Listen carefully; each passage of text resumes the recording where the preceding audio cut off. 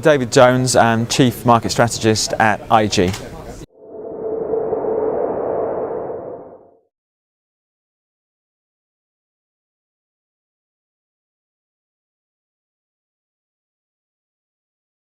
I think it's quite natural for people when they first start spread betting that they do start off with individual shares, because clearly many of our clients, the vast majority of our clients, are normal retail investors. So they've got a background, they're familiar in buying the likes of Vodafone, RBS, Barclays. So when they start spread betting, I think that is one area that they do gravitate to. And I think it's a good place to start. Everyone likes the volatility of the high profile markets, like some of the FX markets, some of the stock market indices, but it can be quite maybe a too high speed introduction to trading. Whereas if you start spread betting on individual shares, you have a more maybe relaxed approach. Rather than worrying about every move every second, you take a view on the share over days and weeks and maybe even months.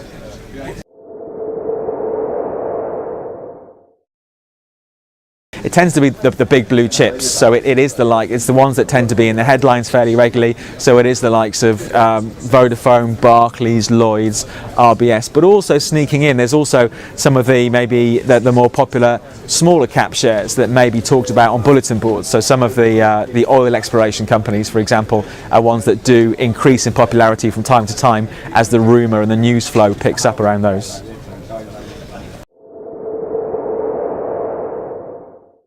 Today, for example, we've got the non-farm payrolls coming out. They're announced traditionally the first Friday of the month, and the number comes out 1:30 UK time. This can have quite a big impact on the volatility of the oil price because it relates back to the job situation in the US, how well or how badly the US economy is doing, and we will see normally some fairly decent swings, in oil over a few minutes, maybe 50 to 100 point moves at least in the price of oil until it settles down afterwards. So it can be moved by any big economic announcements. GDP is another obvious one, how well world economies are doing, but payrolls definitely play their part there.